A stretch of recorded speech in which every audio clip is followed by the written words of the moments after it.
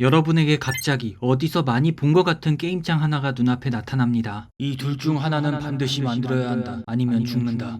여러분은 어떤 선택을 하실 건가요? 패션을 좋아하실 여러분 반갑습니다. 목숨이 달렸으니 신중하게 덜 어려워 보이는 걸 고를 겁니다. 만약 저라면 1번을 고를 거고요. 현존 가장 좋은 소재를 써서 인체공학적으로 디자인할 수 있는 패턴사를 찾아가 설계하고 세계 최고의 공장을 수소문하여 옷을 만들면 됩니다. 이게 쉽냐고요? 당연히 어렵죠. 그런데 이 선택지에는 가장 어려운 한 요소를 배제할 수 있습니다. 그것은 가격입니다. 이번 선택지는 이 가격을 고려해야 합니다. 그렇다고 품질도 배제할 수 없죠. 좋은 품질의 합리적인 가격. 우리는 이 두 가지를 잘 저울질해서 소비를 합니다. 가성비 컨텐츠가 포화가 된 것도 그 원인은 여기에 있다고 볼 수 있습니다. 어느 분야든 소비자의 지갑을 열게 만드는 건 그만큼 힘든 일이기 때문이죠. 그걸 해낸 브랜드가 오늘의 주인공입니다. 의류 브랜드 유니클로. 경기가 안 좋아지면 가장 먼저 타격을 받는 분야가 있습니다. 바로 사치품입니다. 사치는 여유가 있을 때 부릴 수 있죠. 패션은 이 사치의 영역에 포함되는 분야입니다. 꽉 찬 옷장을 보면서도 입을 옷이 없다고 생각하는 심리가 옷을 패션으로 바라보고 있다는 증거입니다. 그래서 대부분의 패션 브랜드가 경기가 안 좋아지면 덩달아 침체기를 겪습니다. 하지만 그렇지 않은 브랜드가 유니클로죠. 정확히 말하면 영향을 덜 받는 브랜드 중 하나입니다. 그들은 옷을 패션 아이템이 아닌 생필품으로 대했기 때문인데요. 유니클로의 옷도 패션 아이템이 될 수 있는 건 아니냐. 패션 아이템을 팔면 패션 브랜드지 뭔 생필품이냐. 예를 한번 들어볼게요. 한껏 멋을 내고 나왔는데 길을 가다가 똑같은 옷을 입은 사람들을 마주치면 어떤 감정이 느껴지나요? 빨리 그 자리를 뜨고 싶은 민망함? 기분이 안 좋아지고 심지어는 그 옷을 입기 꺼려질 수도 있습니다. 그런데 유니클로의 옷을 한번 볼까요? 입는 사람도 같은 옷을 입었는지조차 모르고 지나칠 수 있을 만큼 특징이 없습니다. 좋게 말하면 호불호가 없는 기본템, 나쁘게 말하면 어디서나 볼 수 있는 흔한 디자인. 이 흔한 기본템을 좋은 품질에 합리적인 가격으로 이번 선택지를 완벽히 만족시킨 브랜드. 그것이 유니클로의 정체성입니다. 유니클로의 시작. 이 정체성이 처음부터 생긴 건 당연히 아닙니다. 유니클로의 처음은 너무 하찮았죠. 일본 야마구치시의 어느 변방, 맨즈숍 오고리 상사라는 작은 남성 복점이 있었습니다. 전쟁이 끝나고 49년에 오픈한 이곳은 일본의 경제 부흥 시기에 콩고물을 받아먹던 작은 소매 점포였습니다. 네, 뭘 해도 먹고 살만한 시대였죠. 이 조그만 소매점이 유니클로로 탈바꿈하게 된 건 그로부터 35년이 지난 후였습니다. 딱 한 인물에 의해서였죠.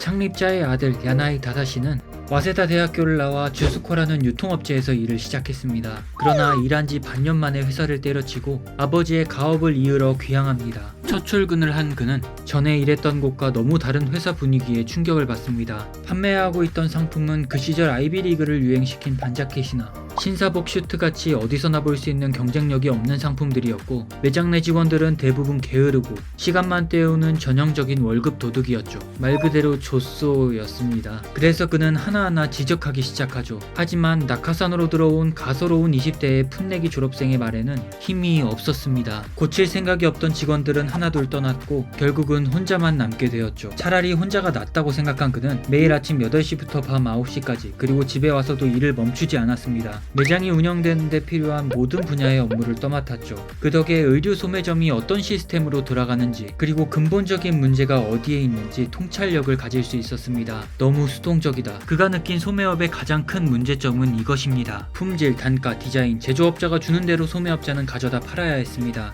품질이 좋으면 디자인이 촌스럽고 디자인이 좋으면 품질이 떨어지고 디자인과 품질이 좋으면 너무 비쌌죠. 일개 소매업자가 할 수 있는 건 그저 몇 안 되는 제조업체를 찾아 고르는 게 전부였습니다. 이 소매업자의 수동적인 태도, 제조업자를 적대하는 악패습. 그래서 독창성이라곤 1도 찾아볼 수 없는 소매점들.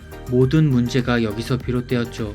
그는 고민했습니다. 소매업자가 결정권을 가지려면 어떻게 해야 하지? 이런 시스템에 불만을 가지며 혁신을 주장하면서도 정작 해법은 떠올리지 못했습니다. 그러던 중 한 인물을 만나게 되죠. 홍콩의 지오다노를 창업한 지미 레이라는 인물이었습니다. 야나이는 지미에게서 많은 아이디어를 얻고 그리고 동갑이라는 사실에 피가 끓었습니다. 나라고 왜 못하겠어? 그런데 지오다노가 하고 있던 방식은 우리가 SPA라고 부르는 운영 방식입니다. 엄청난 수량을 관리할 수 있는 자금력과 그걸 다 팔 수 있는 판매력이 반드시 필요한 방식이죠. 오고리 상사는 안됩니다. 그래서 그는 생각합니다. 최대한 좋은 품질을 저렴하게 구하려면 지금 우리는 박리 담에밖에 없다. 근데 옷은 유행이 지나가면 다 재고로 돈이 묶이는데 어떡하지?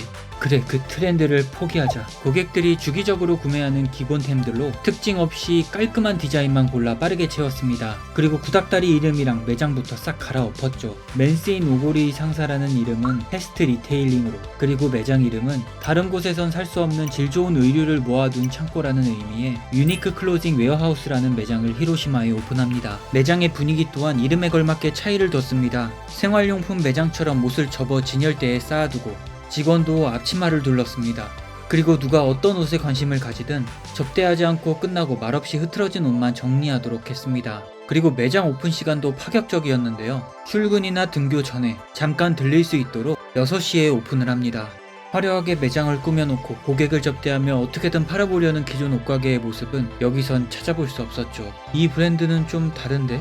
사람들에게 이 인식을 남긴 것, 브랜딩의 첫 시작이었습니다. SPA 브랜드. 브랜딩은 되었지만 아직도 물품을 구매하는 방식은 소매업에 머물러 있었습니다. 제품을 직접 기획하기엔 돈과 규모가 부족했죠. 그래서 야나이는 편법을 씁니다. 오프라인 매장을 들려 매출을 뻥튀기 하는 거죠. 온라인 쇼핑이 없던 그 시절 매출을 늘리는 가장 쉬운 방법은 새로운 곳에 매장을 세워 접근성을 높이는 거였습니다. 그것이 해외라면 효과는 극에 달했죠. 1991년 9월 야나이 사장은 간부들 앞에서 이렇게 말했습니다. 지금부터 본격적으로 체인 사업을 전개하려고 합니다. 매년 30개씩 개장하면 3년 후엔 100개 정도가 되겠죠. 그때 주식을 상장하겠습니다. 그가 내뱉은 바를 정확히 지키고는 처음으로 제품 개발에 참여합니다. 그때가 1995년. 처음은 당연히 어설펐죠. 그렇게 3년간 경험을 축적하여 드디어 잭팟을 터뜨립니다. 1년에 2600만 장이라는 어마어마한 기록을 남긴 유니클로의 상징 아이템 플리스였습니다. 플리스에 대한 관심은 유니클로가 플리스를 내기 1년 전인 1997년에 이미 조짐이 보이기 시작했습니다.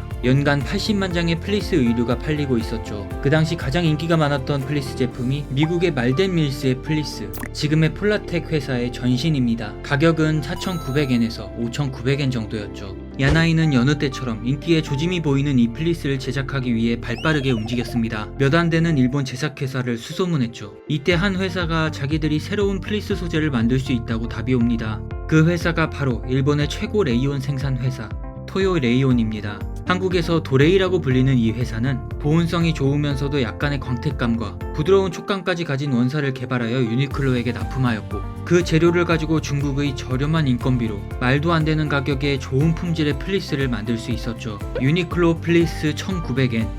간결한 문구와 플리스 실루엣이 보이는 이 단순한 이미지만으로도 소비자들을 매료하기에 충분했습니다. 첫 해에 200만 장, 다음 해에 950만 장, 그리고 그 다음 해엔 2600만 장이라는 전대미문의 기록을 세웁니다. 여러분도 구매한 제품을 1, 2년 만에 다시 사는 경우는 매우 드물죠. 유니클로는 엄청나게 저렴한 가격과 다양한 색상으로 우리의 지갑을 다시 열게 만들었습니다. 이 플리스 하나로 세계적인 SPA 브랜드 반열에 오르게 됩니다. 유니클로의 신소재. 어떤 회사이든 단일 아이템만으로 뻥뜬 회사는 유행이 지난 후 위기에 봉착합니다. 내실이 튼튼하게 갖춰져 있지 않은데 마치 대기업이 된 것 마냥 착각을 하기 때문이죠. 유니클로도 마찬가지였습니다. 플리스 이후로 매출은 급락했고 야나이도 사장직을 물러났습니다. 뭐 야채니 구두 체인이니 영국 진출이니 이것저것 시도하지만 다 실패로 돌아갔죠. 많은 실패들 사이에서도 이거 하나만은 굳건히 지키려고 노력했는데요. 유니클로의 정체성, 고품질, 저가격입니다. 중국 공장과 쌓아온 신뢰와 2006년 도레이사와 맺은 파트너십 덕분이었습니다. 지금도 많은 옷에서 이 마크를 심심치 않게 발견할 수 있죠. 도레이는 옷뿐만 아니라 배터리, 필름, IT 분야에서 쓰이는 소재를 만드는 엄청난 규모의 화학회사입니다. 유니클로 하면 떠오르는 모든 히트작에 이 도레이가 관여했습니다. 유니클로의 첫 히트작 플리스도 땀과 수증기를 이용해 보온을 하는 세련된 내복 히트텍도, 머리카락의 12분의 1 굵기의 실로 원단을 짜서 부드럽고 뛰어난 통기성을 가진 여름의 대표 소재 에어리즘도 전부 도레이가 개발한 것입니다. 이렇게 알려진 것 말고도 다양한 신소재들이 전부 도레이의 발명품들이니 도레이와 계약이 없었다면 지금의 유니클로도 없었다는 말은 전혀 과장이 아니죠. 패션 브랜드로서의 유니클로 하나도 쉬운 게 없습니다. 품질과 가격을 안정화하니 또 한 가지 문제가 생깁니다. 유행을 타지 않는 완전히 무색무취의 아이템만 팔다 보니 유니바레, 유니클로 입은 거를 들키면 부끄러워하는 사람들이 생기기 시작합니다. 옷은 생필품이라는 컨셉을 가졌다 하더라도 의류 브랜드로서는 최악의 이미지를 갖게 된 거죠. 이 이미지를 타파하기 위해 잘 나가는 디자이너들을 섭외합니다. 유니클로 매장에 옷을 보다 보면 로고 옆에 알파벳이 하나씩 보이는 경우가 있죠. 그것이 여기서 파생된 것입니다. 지금도 엄청난 인기를 누리고 있는 유니클로 U라인은 브랜드 르메르의 디렉터 크리스토퍼 르메르와 사라 린트란이 디렉팅한 라인입니다. 2015년 하반기에 처음으로 시작된 협업이죠. 한국에선 이걸 사려고 700여 명이 명동 매장 앞에서 줄을 선 소동이 있었죠. 이 알파벳 라인의 시초는 2009년 질샌더와의 콜라보였습니다. J 플러스 라인인데요. 이건 역시 나올 때마다 품절 대란이 일어났죠.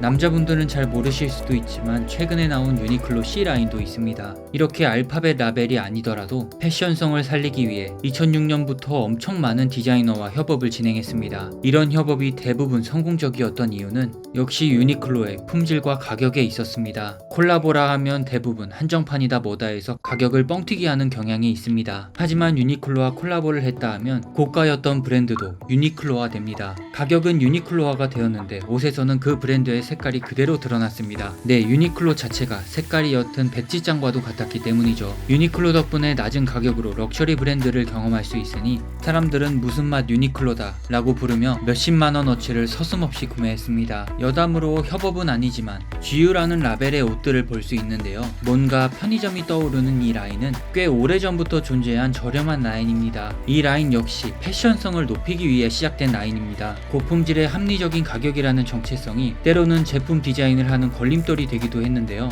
특히 소량으로 빠르게 회전하는 패션템은 이 정체성을 해치는 것이었죠. 그래서 따로 만든 것이 GU입니다. 처음에는 유니클로보다 더 낮은 가격대로 소개를 했지만 이미 충분히 합리적인 유니클로와 별로 차이가 없었고 가격을 더 내려버리면 품질에 결함이 있었습니다. 지금도 가끔씩 사이트에서 보이지만 그렇게 추천하는 라인은 아닙니다. 제가 준비한 유니클로 이야기는 여기까지입니다. 패션성을 채웠다고 하지만 제가 결국 구매하는 건 다 기본템이더라고요. 사람들의 인식에 뿌리 깊게 자리 잡은 이 변함없는 정체성 덕분에 경기가 안 좋아져도 흔들리지 않는 브랜드가 되지 않았나 싶습니다. 물론 예외는 존재하지만요. 오늘도 여기까지 와주신 여러분 감사합니다. 다음에도 재밌고 유익한 이야기로 돌아오겠습니다. 감사합니다. 이게 맞나?